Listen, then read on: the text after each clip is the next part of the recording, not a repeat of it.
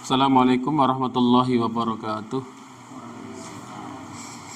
A'udzu billahi minasyaitonir rajim. Bismillahirrahmanirrahim. Innal hamdalillah nahmaduhu wa nasta'inuhu wa nastaghfiruh wa na'udzu billahi min syururi anfusina wa min sayyiati a'malina. May yahdihillahu fala mudilla lahu wa may yudlil fala hadiyalah.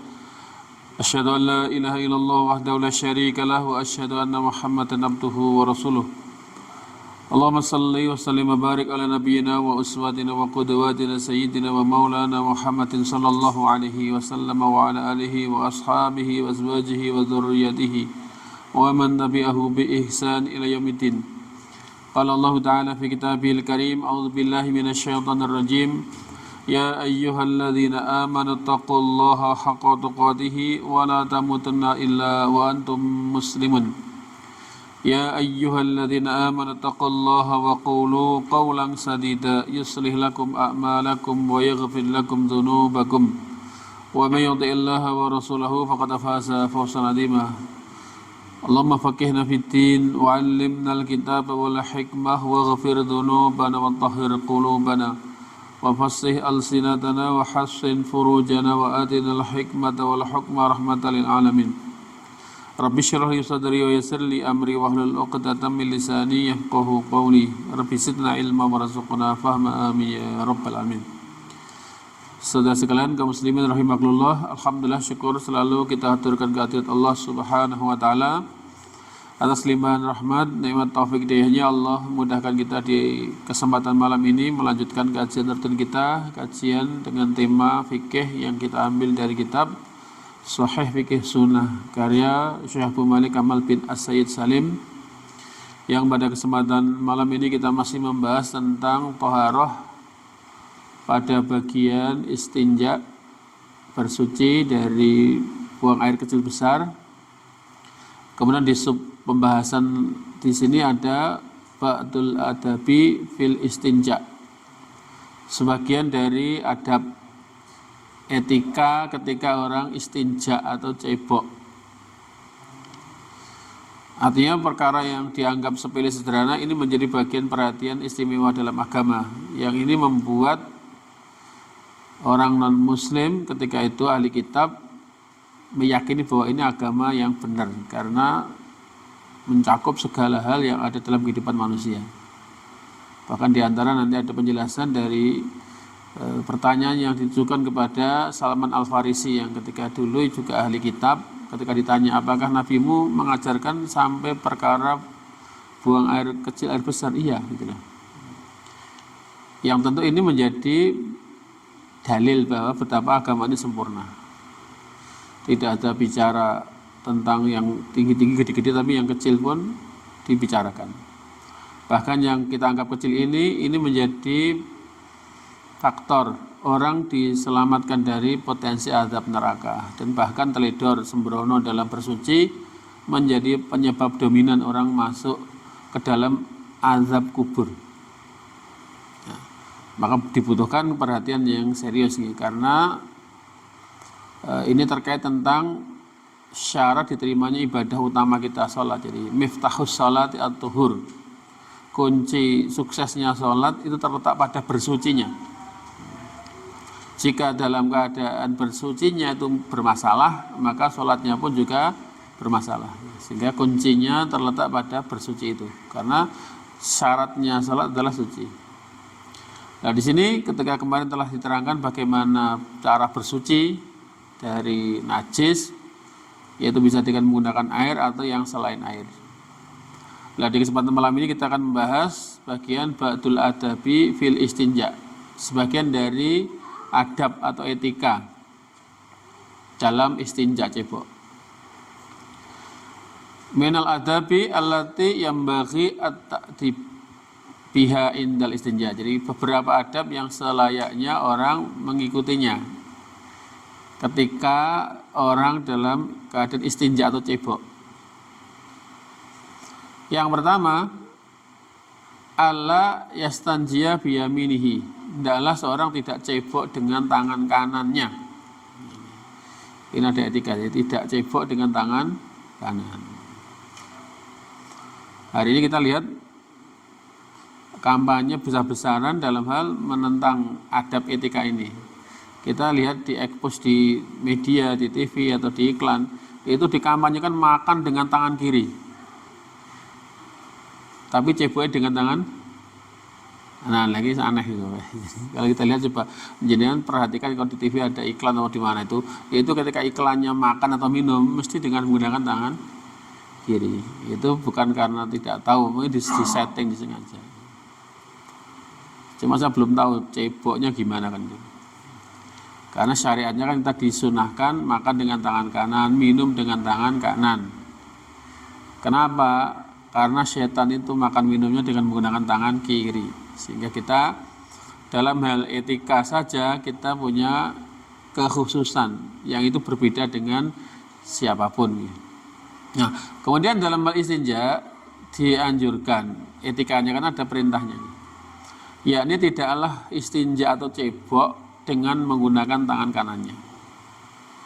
Dasarnya apa? Li hadis Abi Qatadah, berdasarkan hadis Abu Qatadah. Qala dia berkata, qala Rasulullah sallallahu alaihi wasallam. Bahwa Rasulullah SAW itu bersabda.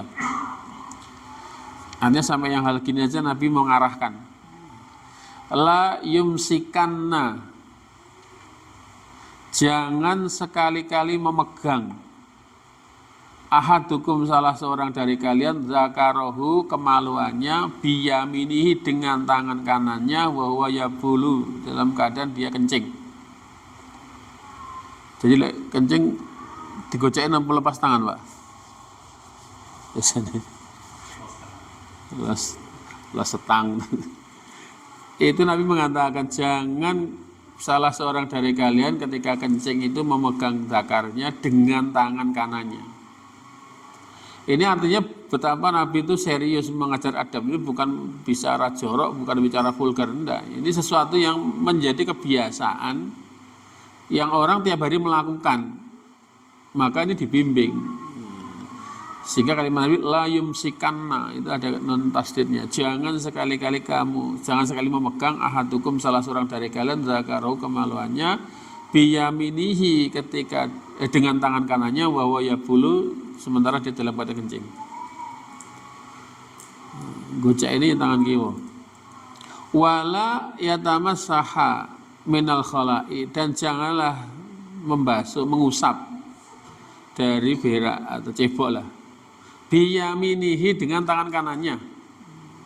Kalaupun cebok, hendaklah ceboknya tidak dengan tangan kanan, tapi dengan tangan kirinya.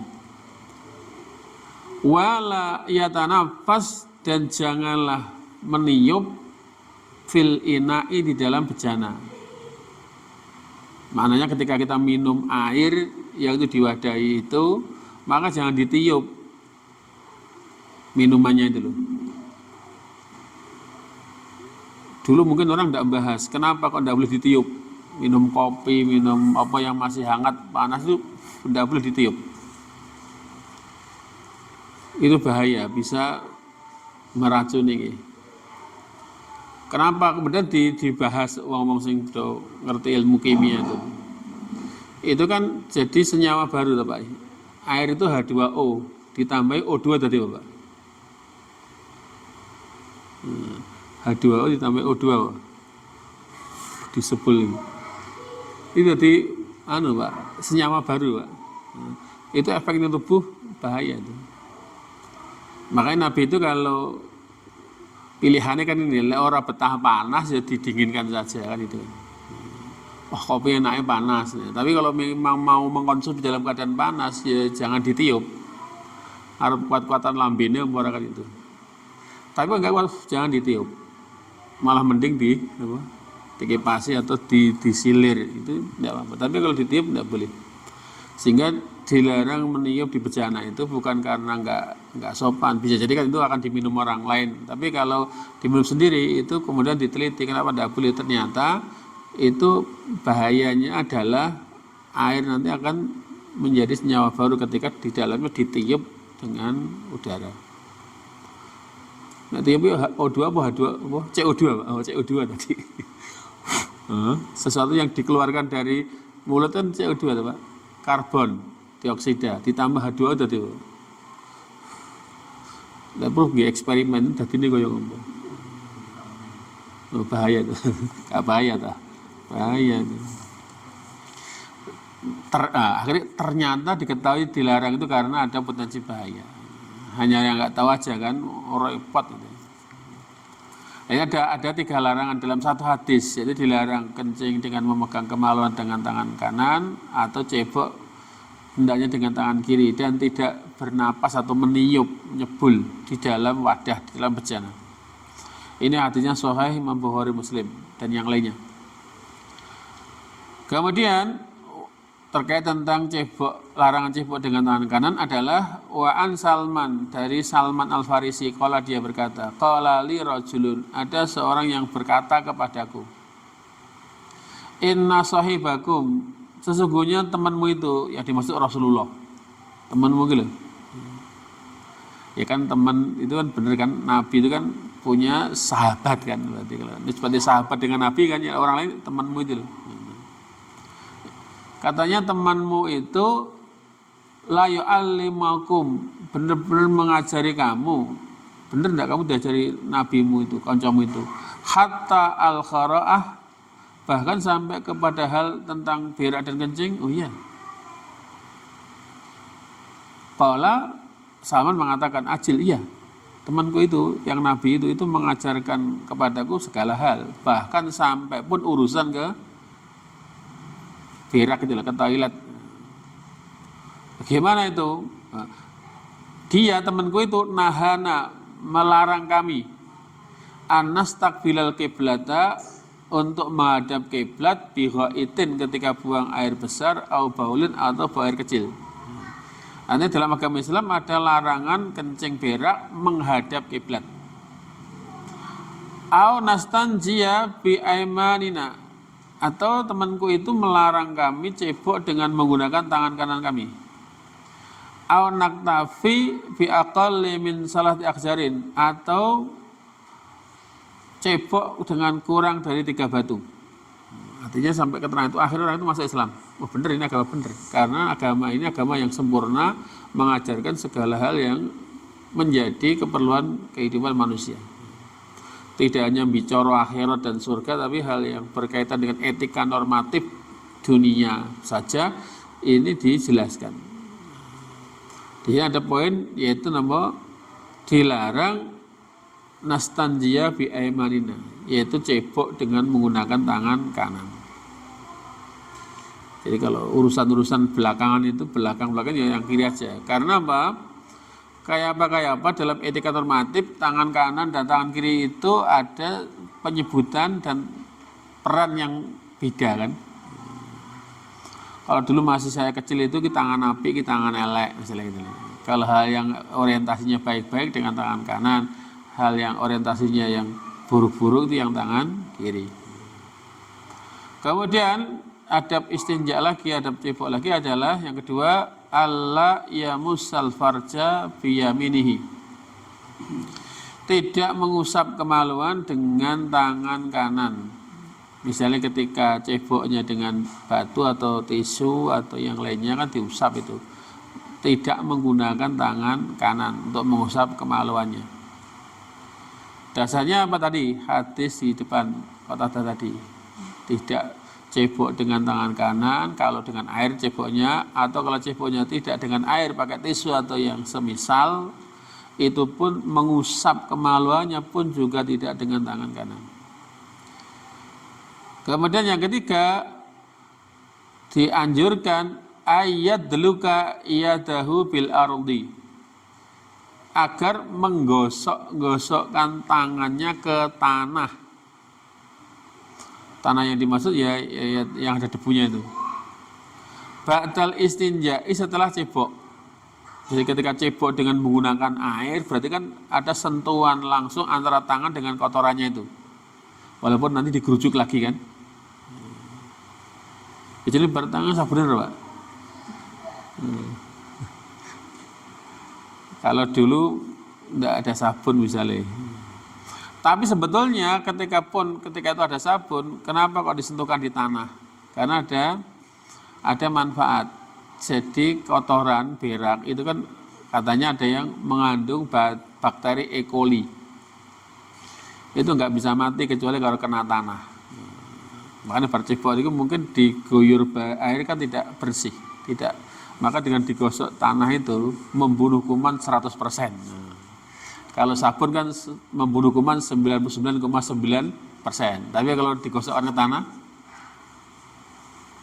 artinya ini dicoba, bisa jadi kan ada kuman tertentu yang memang tidak mati kecuali harus terkena tanah. Nabi biasa begitu.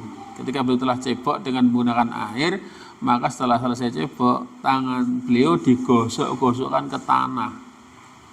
Beliau pun tidak kotor. Rasanya bukan masalah kotor, untuk memastikan bahwa kuman yang bisa jadi masih menempel di tangan itu bisa mati tuntas dengan cara apa? Digosok-gosokkan ke tanah. Nah, sekarang toiletnya udah pakai jubin, pakai marmer gimana? Ya cepat lemah Pak ya diadai. Ya, jadi kalau saatnya kita ingin tiru syariah itu bisa saja disediadakan kan. Ya tidak apa, mungkin di dekat klosetnya ada tanaman lah, lidah mertua apa itu, nah, karena tanah ya, jadi lidah mertua itu menyerap bau nih. Nah, artinya kalau kita ingin ikuti sunnah bisa saja kan dilakukan. Contoh hadis, atau kalau ndak au yaghsilaha, atau kalau ndak digosokkan ke tanah, atau mencuci tangannya itu bisabun, dengan sabun, wanahwi dan yang semisalnya. Artinya bercebok ndak los-losan tuh, langsung ngemplok panganan gitu loh. Tapi dibasuh gitu loh. Kalau ndak ada sabun ya digebek dengan menggunakan apa? Debu. Lah kan nanti so blunder kan, cewek dengan tangan kiri mangan gorengnya tangan kiri, pas gurih gitu nih. Jadi Nabi itu cermat banget, mungkin itu di luar yang kita bayangkan, tapi Nabi lagi ngupeni umatnya, membimbing mereka agar terhindar dari potensi buruk, itu beliau benar-benar serius sampai hal yang sedemikian itu. Dasarnya mana?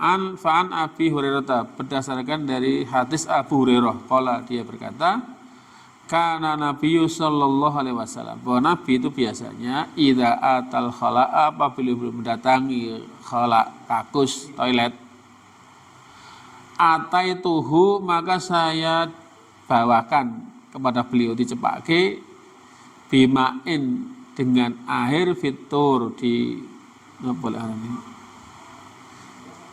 tur itu tempat wadah air yang dinuang gitu. Au rokwah itu kayak teko lah. Jadi ketika Nabi disiapkan untuk ceboknya air, belum menggunakan air. Jika tidak, maka disiapkan 3 buah batu. Nah, meski demikian, ketika Nabi sudah dicepake, disiapkan teko yang itu isinya air untuk cebok, fastanja, kemudian beliau cebok menggunakan air itu. Setelah itu, summa masaha yadahu alal ard, kemudian beliau mengusapkan tangannya yang telah diguyur tadi loh, itu ke tanah. Ceboknya dengan menggunakan air. Setelah cebok, tangan beliau yang digunakan cebok tadi digosok-gosokkan ke tanah. Ya reget gimana? Ya diguyur lagi dengan air. Artinya ada rahasia kenapa digosok-gosokkan ke tanah. Makanya kalau panjenengan cermati, ketika Nabi ditanya bagaimana mensucikan pakaian atau bejana yang dijilat anjing, idza walagha fi inahdikum al-qalb ayaksilha sab'a marat ulahuna ukhrahuna biturab gitu kan. Jika bejana atau wadah salah seorang dari kalian dijilat anjing, maka hendaklah dia basuh 7 kali, salah satunya dengan menggunakan debu. Artinya ini bagian dari untuk benar-benar memastikan bahwa dengan debu, dengan tanah itu bakteri-bakteri yang berbahaya itu bisa mati karenanya. Sehingga dipastikan, coba jangan lihat iklan sabun di TV, kurang masih berani membersihkan kuman 100%, tidak berani. Karena kalau mau dicek dibuktikan ternyata masih ada kuman yang lainnya 0,9%. Itu berapa dari sejumlah kuman itu Pak? Dulu ngejak kancang-kancangnya gimana Pak? Tetap masih ada kumannya. Tapi kalau dengan menggunakan tanah, insya Allah 100%. Nah, ini hadisnya juga hadis yang hasan li ghairi, bisa sahih karena ada hadis yang lain sebagai penguatnya. Ya, berarti menunjukkan bukan karena ini tidak ada sabun ya, tapi seandainya sekarang ada sabun pun dengan menggosok-gosokkan tangan ke tangan itu jauh lebih memastikan bahwa bersih ya, tangan itu. Wa yu'ayyidu ma fi hadis Maimunah, dan hal ini dikuatkan dengan hadis Maimunah yang ini sahih dari Imam Bukhari Muslim. Di situ ada penggalan hadis summa sabba ala farjihi, kemudian Nabi menuangkan air ke kemaluannya, fa ghasala farjahu, kemudian beliau mencuci kemaluannya bisyimalihi, dengan tangan kanan beliau. Setelah cebok selesai, summa daraba biyadihi al-ardi, kemudian beliau menepukkan tangan kirinya tadi ke tanah. Setelah digosokkan ke tanah, dicuci lagi, fa ghasalaha, kemudian beliau mencucinya lagi. Artinya ada tahapan setelah cebok selesai merasa sudah bersih, maka tangannya kemudian digosok-gosokkan ke tanah. Kemudian setelah itu diguyur lagi. Nah, itu tata cara yang diajarkan Nabi. Padahal di sini Nabi sudah menggunakan air, tapi masih juga beliau memastikan tangan yang tadi digunakan untuk menceboki digosok-gosokkan ke tanah. Nah, makanya kenapa kemudian kita jadi ayam lego lah ya, ketika cebok tidak ada air kok malah dengan menggunakan batu kan, ya justru malah itu lebih sempurna. Lah ya kita mestinya wudhu atau mandi, ketika tidak ada air kok malah digebek dengan debu kan itu kan. Mungkin dengan wudhu dengan mandi bisa jadi kan selain membersihkan hadas sekaligus juga membersihkan kotoran yang ada. Tapi ketika kotoran tidak hilang berpindah tempat, maka dengan digebek debu itu malah mati di tempat. Gimana Pak? Tidak hilang di tempat itu, maka solusi alternatifnya apa? Walaupun di situ tidak bahaya karena apa? Mati. Itu kalau kita, tapi seandainya tidak itu analisanya supaya agar manut Nabi itu mesti apa? Benar, karena beliau berbicara berdasarkan wahyu. Baik itu kita paham atau tidak, hikmahnya mengikuti petunjuk itu dipastikan aman daripada ngarang-ngarang sendiri dengan analisa yang kayaknya ilmiah. Makanya dulu kan gitu lah, ya udah ada air malah digebek lebu pun tidak tambah kotor lah bahasa kita. Kotor itu tidak selalu najis, tapi yang namanya najis mesti kotor. Nah kemudian yang keempat adabnya, wa ayang doha farjahu, hendaklah seorang tuh menyipratkan air ke kemaluannya. Setelah cebok rampung itu masih ditambah memercik-mercikkan air ke kemaluannya, wa sarawilahu, dan celananya bilma'i, dengan menggunakan air. Ba'dal bauli, setelah selesai kencing. Kan tadi udah cebok, meyakini udah bersih, kemudian pakai celana. Kenapa masih juga dipercik-percikkan ke celananya, orang tambah basah malahan? Nah, ini dalam rangka untuk lidah ilwaswasi, untuk menghilangkan, untuk menolak waswas. Kan setan itu sukanya kan menimbulkan waswas. Orang jadi ragu-ragu, jadi bingung, sehingga khawatir terus. Saya punya mbah dulu itu amat yang karena harus nyuweni gitu. Wudhu lek orang telung pada santai itu orang marem. Anggeramu masya Allah bali meneh. Arep tak gewetak ya mbah kula, rati getak iki pemborosan air kan gitu. Karena was-was tadi. Begitu merampung, kata mau urung baleni meneh sampai mbedet jebeber teles dulu. Kan itu tadi was-was. Dan was-was itu gangguan setan. Itu harus diterapi.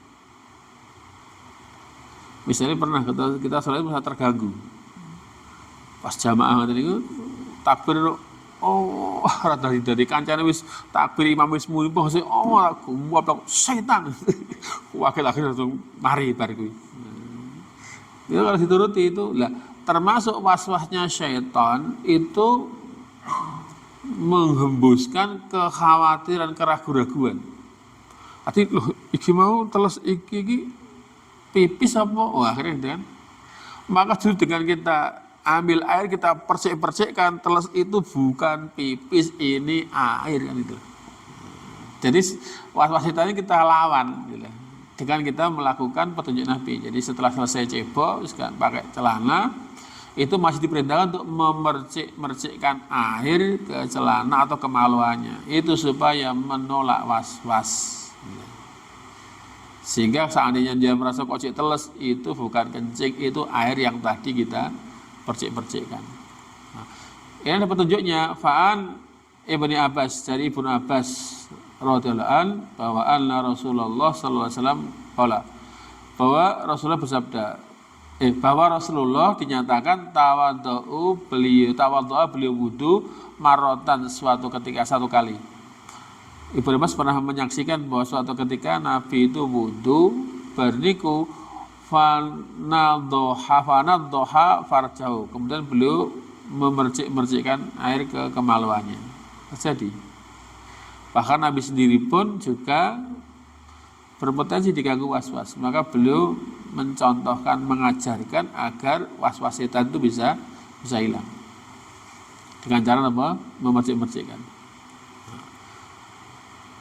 Apalagi sing orang punya kebiasaan misalnya merasa kayak beseran kencing gak tuntas atau sering keluar mandi dan seterusnya, itu kan itu kok mau kok buka celana kok teles ki opo, sudah ketika itu di luar kemampuan kita untuk memastikan, ya sudah kita percik-percikan air dalam rangka menghindarkan was-was setan tadi.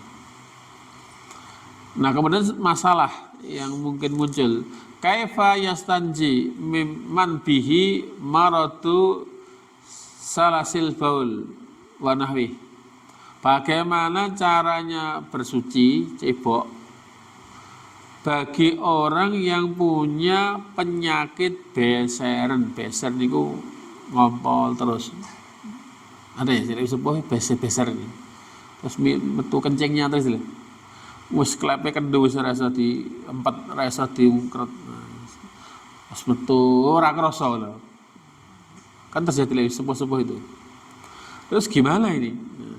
Kalau orang beseran, begitu ceboki keluar lagi, cebok lagi. Warap di kucir ya iso misalnya. Ini gimana? Atau gangguan misalnya harus pakai kateter, pakai kantong itu kan air terus menetes. Saya dulu pas dampingi umroh ada jamaah sing kemana-mana harus pakai kateter, tidak apa-apa, harus kebak dibuang gitu kan. Nah, gimana cara ceboknya, cara bersucinya bagi orang yang punya penyakit beseran atau ngompolan? Cerit metu terus atau milih terus itu gimana? Nah, ini ada penjelasan secara syar'i.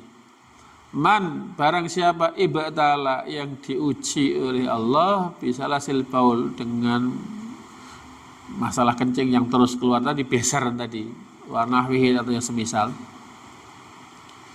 atau keputihan terus, itu kan ada. Itu gimana kalau orang seperti itu? Angger dicewai kok dilekas metu. Kok tak ganti katok ping pira misalnya gitu. Atau kalau pakai pempes misalnya, najis yang tertahan dibawa kemana-mana nggih sholat itu gimana? Maka fa innahu yastanji, ndaklah dia tuh ya cebok, wa yatawaddu, dan berwudu likuli sholatin, di setiap sholat. Kan kita kadang-kadang bisa saja kan menahan hadas dengan satu kali berwudu untuk sholat maghrib dan sholat isya, kan bisa, selama tidak batal. Tapi bagi orang yang punya penyakit beseran, maka di sini diberikan petunjuk, hendaklah dia cebok ketika hendak sholat, wa yatawaddu, dan berwudu likuli sholatin, untuk setiap sholat. Maksudnya begini, kan beseran kan terus mengalir kencingnya. Makanya begitu masuk waktu sholat, misalnya, segera dia cebok dan berwudu, kemudian memakai pakaian yang bersih. Lebar niku kok keluar lagi, summa yadurruhu, kemudian tidaklah membahayakan baginya, tidak mengapa, ma najis nazala yang turun yang keluar minhu darinya. Malam yadkhul waktu sholat ukhra, selagi belum masuk waktu sholat berikutnya. Misalnya begini, ini wong beseran misalnya ini, beseran pipis terus Pak, ora iso anu. Ketika ndak sholat isya misalnya, atau ndak sholat maghrib misalnya, segera dia cebok, kemudian memakai pakaiannya. Begitu rampung cebok memakai pakaian bersih, begitu sholat, tengah-tengah sholat keluar kencing tidak apa-apa. Begitu rampung sholat, pengen sholat sunnah tidak apa-apa. Selagi belum masuk waktu sholat berikutnya. Begitu masuk waktu isya, dia mau sholat isya, berarti apa? Ya dia harus cebok kembali dan memakai pakaiannya yang bersih. Ini bagi orang yang beseran tadi loh. Berarti kalau gawe pempes gimana Pak? Setiap kali mau sholat ganti pempes gitu loh. Supaya nomor najisnya tidak kemana-mana. Sehingga ya kalau yang ini benar, jadi 1 kali wudhu untuk 1 kali sholat. Sehingga ada itu 1 kali tayamum untuk 1 kali sholat. Oleh saat dijawab berarti tayamum yang pindho, enggak, selagi tidak ada yang membatalkan tayamumnya sah. Gitu. Tapi kalau kasusnya orang beseran itu disamakan dengan kasusnya orang istihadah yang terus keluar darah itu kan di luar hari-hari yang dia biasa haid gitu loh. Itu najis. Tapi karena kondisi darurat tidak bisa mampet, maka dia boleh memakai pempes atau yang semisal pakai pembalut itu manakala darah atau kencing keluar di tengah-tengah sholat itu tidak apa-apa. Sholatnya tetap sah karena ini kondisi najis yang dimaafkan secara syariah. Maka di sini saran tadi bahwa ketika mau sholat cebok dulu, kemudian berwudu, memakai pakaiannya yang bersih. Ya. Kemudian setelah itu kok keluar, ya karena memang beseran itu tidak masalah. Selagi belum masuk waktu sholat berikutnya. Sehingga, nah saya repot kan, kalau 1 kali sholat itu 1 wudu, 1 kali wudu 1 sholat, kalau mau sholat tarawih gimana Pak? Bolak-balik ganti. Tidak, selagi belum masuk waktu sholat berikutnya. Walaupun berapa kali dia sholat, di tengah-tengah itu keluar najis, tidak apa-apa. Itu memang kondisinya orang beseran. Gitu. Tidak sekali sholat wudhu cewek ganti katok, itu tidak. War ngelondri kemeng gitu kan. Sekarang ya katok kertas itu. Sekali pakai buang gitu kan. Inilah karena nanti dalam saat situasi darurat agama datang memberi rukhsah keringanan yang hanya berlaku ketika orang merasa berat untuk menjaga suci yang standar normal itu. Nah yang demikian ini wahadha as-sahhu qauli ulama. Ini adalah pendapat yang paling sahih di antara 2 pendapat ulama. Kan ada yang mengatakan tidak boleh, ada yang mengatakan boleh kan. Di hari 2 pendapat ini yang paling sahih adalah boleh bagi orang yang beseran hanya sekali wudhu untuk beberapa sholat selagi belum masuk waktu sholat berikutnya. Dengan cara ketika dia mau sholat, bersihkanlah najis dengan cebok, kemudian pakailah pakaiannya yang bersih. Adapun di tengah-tengah itu kok keluar najisnya tidak mengapa. Wabihi qala Abu Hanifah, yang dengan pendapat ini pula Abu Hanifah berpendapat, wa Syafi'i dan Syafi'i, wa Ahmad dan Ahmad. Berarti ini pendapat jumhur. Menjadi pendapat 3 madhab, yaitu Hanafi, Syafi'i dan Hambali. Dan juga pendapat yang dipilih Ishaq, wa Abu Sur dan wa Ghrihim dan yang lainnya. Berarti ini pendapat yang sahih, pendapat yang kuat bahwa orang yang punya penyakit beser itu tidak masalah ketika tengah-tengah sholat keluar najis, karena ini adalah sesuatu yang dimakruh. Bahkan boleh pakai pempes, bahkan boleh pakai kateter. Hanya saja ketika mau sholat berikutnya, sholat yang beda waktunya, maka dia mengulang tata cara itu. Penjelasan tambahan, wal mubtali fi salasil bauli, dan orang yang oleh Allah diuji dengan mendapatkan penyakit besar tadi, kencing yang terus-menerus tadi, baginya lahu hukmul mustahadah, baginya itu mendapatkan hukum seperti hukumnya orang yang istihadah. Waqad qala Nabi sallallahu alaihi wasallam, dan Nabi telah bersabda fi sya'niha, terkait tentang keadaan orang yang istihadah itu gimana. Karena ada orang wanita datang kepada Nabi Rasulullah, saya ini mengeluarkan darah yang banyak, orang mampet-mampet, pada sudah melebihi hari biasa haid. Ini kayak enggak kebiasaannya, bukan hal yang biasa. Kata Nabi, ya biasanya kamu berapa hari? Sekian hari. Innama dzalika irqun, yang demikian itu adalah penyakit. Walaisat bil haidah, dan bukanlah haid. Jadi kalau sudah melebihi darah kebiasaannya, apalagi dia bisa mengidentifikasi antara darah haid dengan darah yang lain yang bukan haid, diterangkan kalau ini menjadi kebiasaan baru atau baru-baru saja misalnya. Oh ini biasa, tidak seperti biasanya. Oh, maka kata Nabi, ini penyakit, ini bukan haid. Lah cara sholatnya gimana? Fa'idha aqbalti al-haidah, apabila kamu menghadapi waktu haidmu, biasanya berapa hari gitu, maka fada'i as-shalah, maka tinggalkanlah sholat. Artinya kamu jangan sholat seperti hari-hari yang kamu haid. Misalnya biasanya kemarin-kemarin itu haidnya 6 hari, ya sudah ketika pas kamu haid sampai istihadah itu, maka kamu jangan sholat di hari-hari kamu haid. Wanita sudah paham gitu. Fa'idha dhahaba qadroha, apabila telah berlalu ukuran haidnya, misalnya kan biasanya 6 hari, berarti sudah lewat 6 hari, berarti kan ini masalahnya orang yang berubah tentang status haidnya, situasi haidnya. Biasanya sebelum kejadian ini misalnya 6 hari, misalnya itu. Kata Nabi kalau 6 hari ya ketika istihadah darahnya tidak berhenti-berhenti, maka tinggalkanlah sholat di hari-hari yang kamu biasa haid. Ketika hari-hari yang biasa haid telah berlalu, sementara darah masih keluar, kata Nabi, faksili angkit dam, maka bersihkanlah olehmu darahnya. Ya tadi, kalau mau sholat, mandi tadi kan, setelah selesai haid kan mandi kan. Kemudian ketika mau sholat, kalau darah masih keluar, basuhlah darimu darahnya, wasolli, dan sholatlah.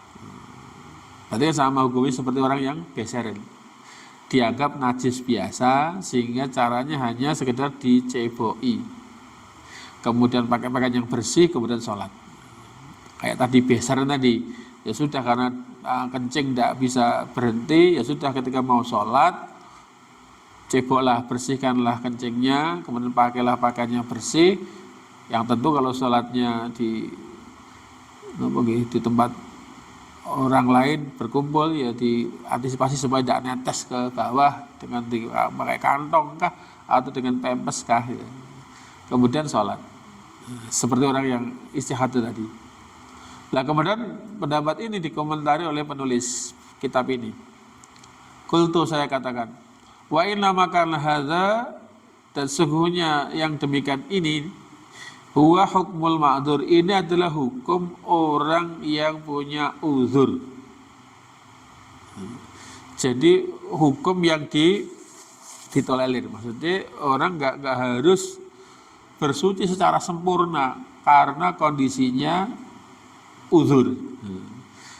Makanya hukum yang seperti ini tidak berlaku umum, berlaku bagi orang yang punya uzur, sehingga tidak bisa dikomentari. Loh, sholat kok ngono. Ini berlaku bagi orang yang punya udzur. Kalau orang yang normal tidak boleh sembrono dengan najis. Tapi karena orang ini tetap punya kewajiban sholat kepada Allah, sementara ada udzur yang berupa najis tidak berhenti, apa sholat bisa kan itu?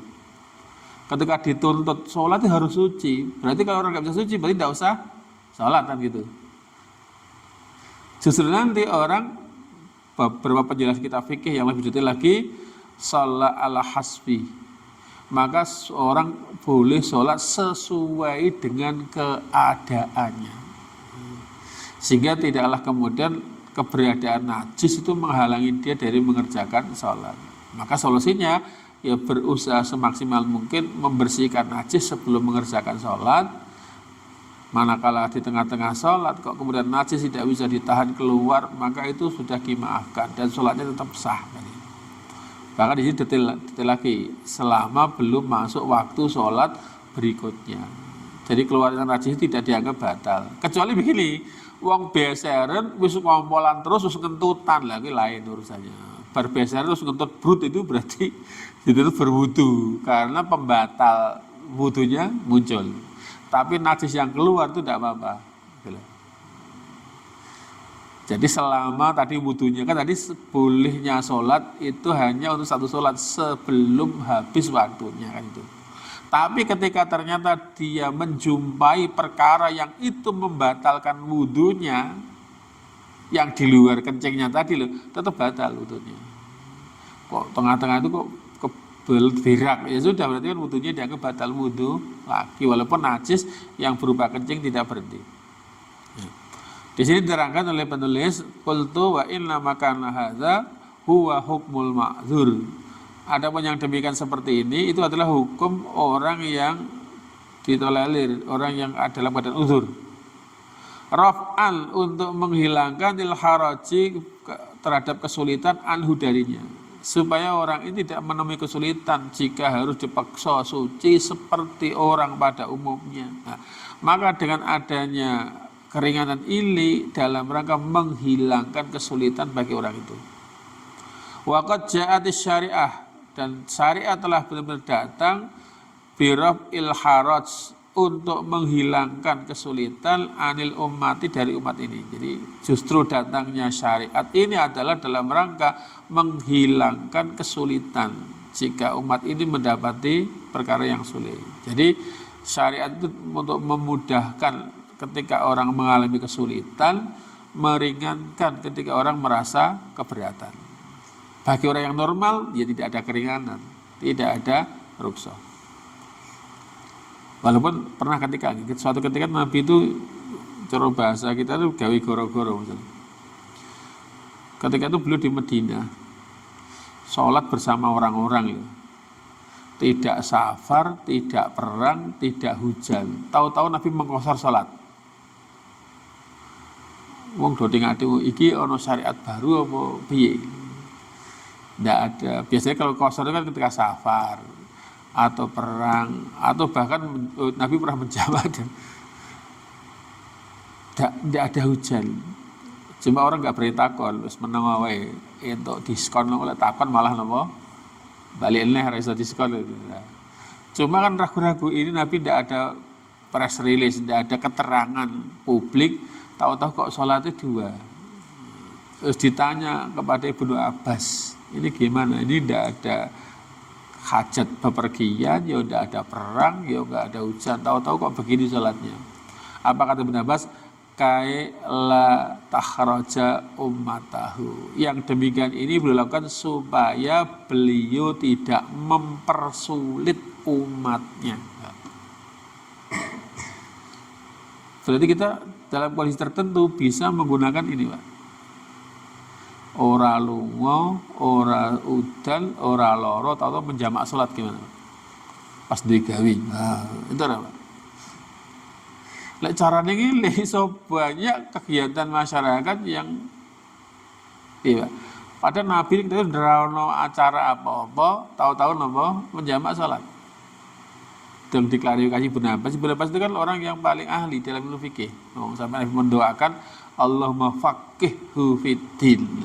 Ya Allah, berikanlah pemahaman yang mendalam dalam agama kepada Ibnu Abbas. Artinya orang-orang ketika menemukan hal yang aneh menurut mereka, larinya ke Ibnu Abbas. Tanya ini gimana? Penjelasannya kayak apa? Oh, yang demikian ini Nabi lakukan agar jangan sampai beliau itu mempersulit umatnya. Kan mungkin Pak, kita bepergian terus panjal kendaraan melalui akhirnya tekan ngomah salatnya dijawab bias ben lagi kayak perlu mau timbangannya napa boleh lho Pak, itu jawab bukan karena safar, karena kayak perlu boleh lho. Oh Nabi malah lunga-lunga karena ada kondisi tertentu kita tidak bisa sholat pada waktunya, misalnya wah iki piye rapat rampung kayak penting tak tinggal lu aku kudu tanda tangan misalnya gitu ben kowe tak jamak kan tidak apa-apa. Yang pun kebiasaan Nabi itu hanya sekali aja. Cuma yang sekali itu menjadi pintu solusi ketika nanti ada masalah. Pilihannya kan pilih orang sholat atau sholat engkau kan itu. Pilihannya kan ya engkau ya apa-apa yang penting tetap nama sholat kan. Ketika mau dijamak walaupun tidak safar, tidak hujan, tidak sakit, tapi karena ada kebutuhan mendesak itu boleh. Maka nanti menjamak sholat itu ada 4 hal. 1 karena safar, 2 karena sakit, 3 karena hujan, 4 karena gak perlu. Ada keperluan mendesak, ada kebutuhan tertentu yang orang harus standby terus on. Misalnya kalau ketika orang pekerjaan tidak bisa ditinggal, kayak tengah ngoperasi itu kan, ditinggal gimana Pak? Tinggal sholat sih, pasiennya ngatang-ngatang itu tinggal KPU. Atau orang tugasnya menjaga pelintasan kereta api, bolak-balik ditinggal naik super lewat gimana? Atau orang ditugasi menjaga keamanan dengan posko, pos itu Pak. Itu kalau ditinggal pergi gimana? Ya kan ada potensi keburukan. Maka seperti ini orang boleh menjamak salatnya. Atau orang harus mengoperasikan mesin yang mesin tidak boleh berhenti misalnya. Ya sudah. Dalam kondisi seperti itu, maka dia boleh mengambil keringanan dalam syariat ini, yaitu bisa menjamak sholat. Tapi qasar hanya untuk safar, menjamak sholat. Atau bahkan ketika kesulitan untuk bersuci, maka orang boleh sholat sesuai dengan kondisi yang dia mampu untuk mengerjakan sholat. Jangan kayak orang yang modus, lambungnya reket rasa sholat. Misalnya gitu, orang wudu mending orang salat timbangan salat ditompo kayak Dewi seperti jenengan boleh wudu yakin ditompo kan ya belum tentu kan kadang-kadang gitu pokoknya seperti kita berusaha semampu mungkin Allah dawuh dikatakan fattaqullaha mastata'tum, bertakwalah kamu kepada Allah sebatas yang kamu mampu. Jadi yang di luar kemampuan kita nanti ada situasi yaitu dikategorikan dimaafkan, ono salah-salah tetap dimaafkan. Kenapa ini termasuk keringanan? Karena terkait tentang hukum orang yang darurat, karena ada petunjuk Allah yang menegaskan, yaitu dalam surat Al-Baqarah 185, yuridullahu bikumul yusra, Allah menghendaki kemudahan atas kalian, wala yuridu bikumul usra, dan Allah tidak menghendaki kesulitan akan diri kalian. Artinya kalau yang ada sulit-sulit, Allah akan kasih kemudahan. Wadzaba Malik, dan Imam Malik berpendapat wahru dan selain beliau bahwa ila annahu la yalzimul istinja. Oh malah keren, Imam Malik mengatakan kalau orang beser itu tidak wajib baginya cewek. Kenapa Pak? Ya percuma Pak, diceweki metu meneh, malah keren ya. Menurut Imam Malik wong beser itu tidak perlu apa? Cebok. Walal wudu, dan tidak perlu wudu. Kenapa? Lebar wudu batal. Kan pembatalnya wudu kan keluar sesuatu dari 2 jalan. Nah, iya Pak. Nah, sing pendapat 3 mazhab tadi tetap wudu, tetap cebok dan sholat. Walaupun keluar najis di tengah-tengah sholat tidak apa-apa. Ya tetap, misalnya menurut Imam Malik tetap batal wudu nih. Misal dene rasa wudu ket mau rasa cewek pilih di Pak Jedan. Sependapat kula dia mau wong berang-berang niki sing pendapat Imam Malik. guru Imam Syafi'i. Menurut Imam Malik, kalau kondisinya begitu, menisan rasa cewek rasa wudu, karena cewek pun dan wudu itu sia-sia kan gitu. Wong berarti cewek keluar najis lagi, baru wudu batal kan gimana Pak? Ya, makanya nanti kalau ada pendapat beda itu jadi langsung disalahkan. Kita logikakan seperti apa Imam Malik pendapat begitu gimana? Sholat orang wudu batal gimana? Apa pemborosan airnya setinggi uang liya kan gitu. Menurut Imam Malik orang yang beseran tadi ya la yalzimuhu al istinja'u walal wudu, tidak wajib baginya cebok dan tidak wajib wudu min dzalika sebab beseran tadi. Nah, illa idza ahdasa hadasan ukhra, kecuali ketika muncul hadas yang lainnya. Misalnya kok ngising lah berarti tetap wudu karena ada pembatal yang lain misalnya, atau ketiduran bagi yang berpendapat tidur membatalkan wudu atau yang lainnya. Kan tadi yang dibahas beser nih, kencingin terus tadi loh. Nah, kalau statusnya itu rasa wudu rasa, tapi ketika muncul hadas yang lain, ya berarti wudu lagi, gitu loh. Karena urusannya bukan kencingnya tadi loh, wudu lagi, ngentut misalnya lah. Ya berarti wudu lagi karena ada pembatal wudu. Karena kencingnya tadi sudah tidak dianggap pembatal karena itu penyakit yang tidak bisa dikendalikan. Maka ketika wudu beser sholat tadi belum habis waktu, ketika dia kentut berarti wudunya dianggap batal. Dia wudu lagi karena ada hadas lagi. Karena hadasnya berbeda kan Pak? Hadasnya berbeda. Menurut beliau. Cuma ya dibantah mana? Qultu saya katakan oleh penulis. Penulis pinter dewi timbang jadi kayak komentar tengok-tengok dikomentarin enggak apa-apa. Qultu saya katakan amma adamu ilzamil wudu likulli sholat. Adapun tidak adanya kewajiban wudu untuk setiap sholat itu terjadi kalau malam yohdis selagi dia tidak berhadas. Yang begini nih falalu ayakuna wazun, maka yang berpendapat ini haruslah dia mendatangkan alasan. Ngindaman bagi orang yang yudha'ifu, yang mendoifkan ziyadatan tambahan hadis tadi wa tawaddu'a li kulli sholatin. Kan tadinya kan tidak ada tambahan ini. Bagi yang memberi tambah dalam hadis dan adalah dia wudu tiap kali sholat, berarti kan misalnya maghrib tekan isya bohongan pipis bola-bali itu tidak ada kewajiban wudu. Loh, harus dia datangkan dalil. Karena apa? Di hadis yang depan tadi bahwa pendapat yang sahih yang unggul adalah wajibnya dia wudu untuk setiap sholat itu tetap diwajibkan. Jadi misalnya walaupun beseran tadi keluar itu tidak dianggap batal, tapi masa berlaku wudunya tadi hanya untuk satu sholat. Sebagaimana karena ini disamakan dengan statusnya orang yang istihadah. Nanti akan dibahas lebih detail praktek ini di bab head nanti. Cuma segini kalau tidak wajib wudu cek ono beneri. Karena sesuai dengan hukum orang yang haid. Tapi ora wajib cewek mau loh. Wa amma adamul izami tinja, adapun tentang tidak adanya kewajiban cebok, fala tidak ada alasan. Wong metu dicebok, kan gitu alar salat. Walaupun metu tidak apa-apa. Berarti kan tidak ada proses cebok, itu berarti membiarkan najis. Nah, ini menurut beliau.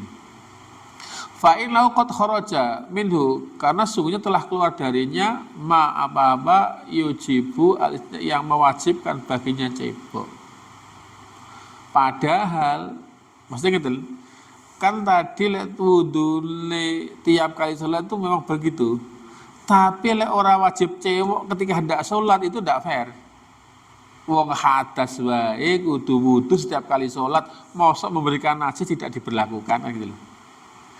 Kan syaratnya sholat kan suci hadas, suci najis kan gitu. Lah, lek misalnya alasan yang mengatakan tidak usah cebok itu ya tidak begitu. Padahal dia mampu untuk cebok setiap kali sholat. Jadi kalau ada yang menyatakan tadi tidak perlu cebok setiap kali sholat, ini dibantah. Wakar Nabi Mus'ihi padahal untuk cebok setiap kali sholat itu ada dalam ambang kemampuan dia.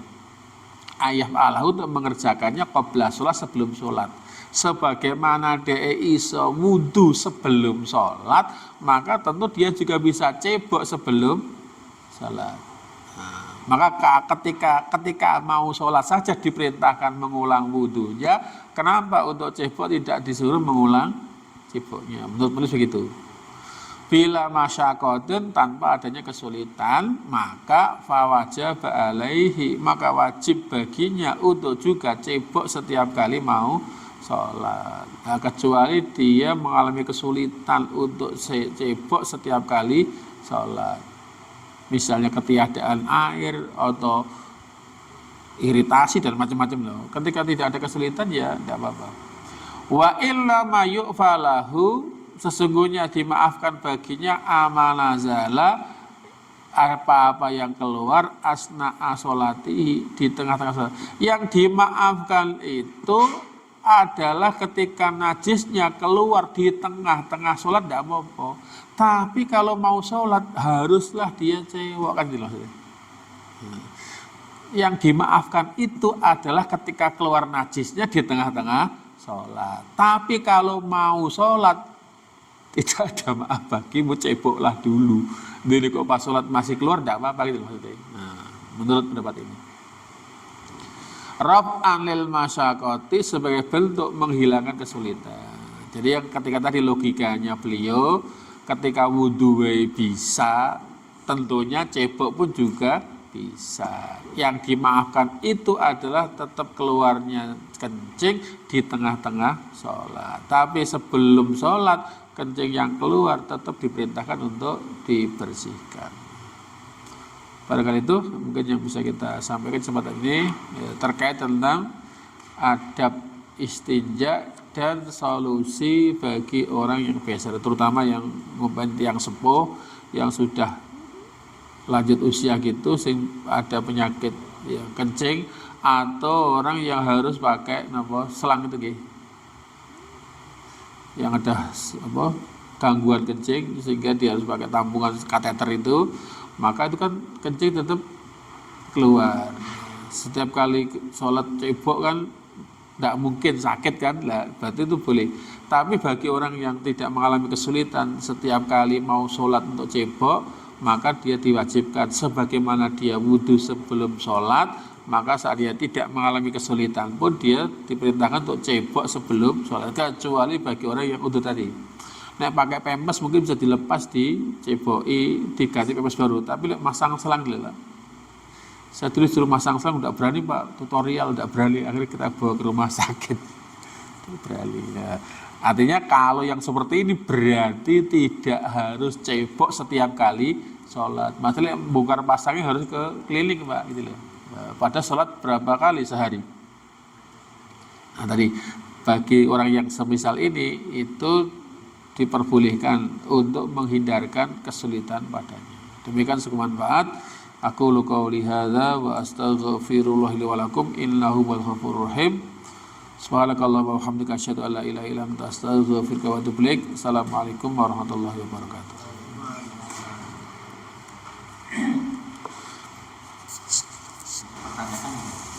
Tuh.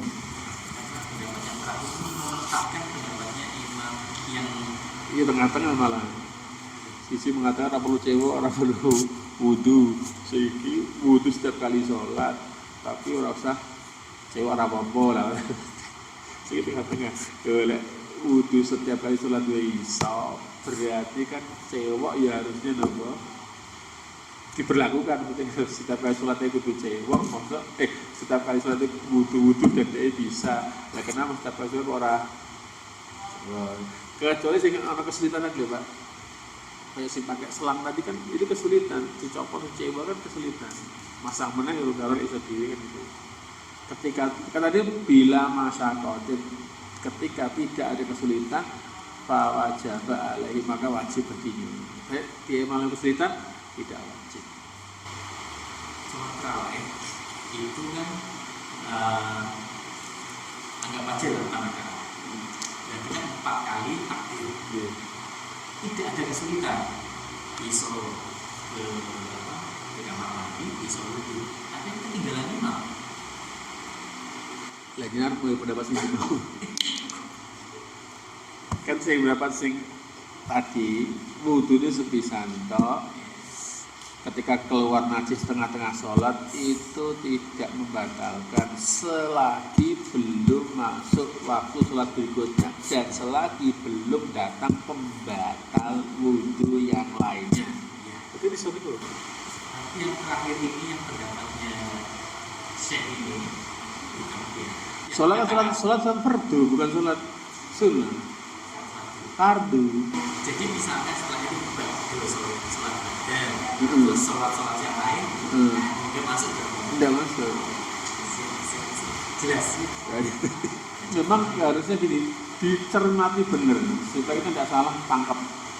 Cermati benar karena perbedaan pendapat itu karena perspektifnya beda. Tapi ketika semangatnya sama, gimana orang yang dalam badan uzur itu bisa menjalankan syariat, tetap mesti dicari mana yang paling memudahkan bagi orang dalam rangka terlaksananya kewajiban syariat. Sehingga yang diutamakan terlaksananya syariat. Walaupun syarat-syarat tidak terpenuhi, jangan dibalik.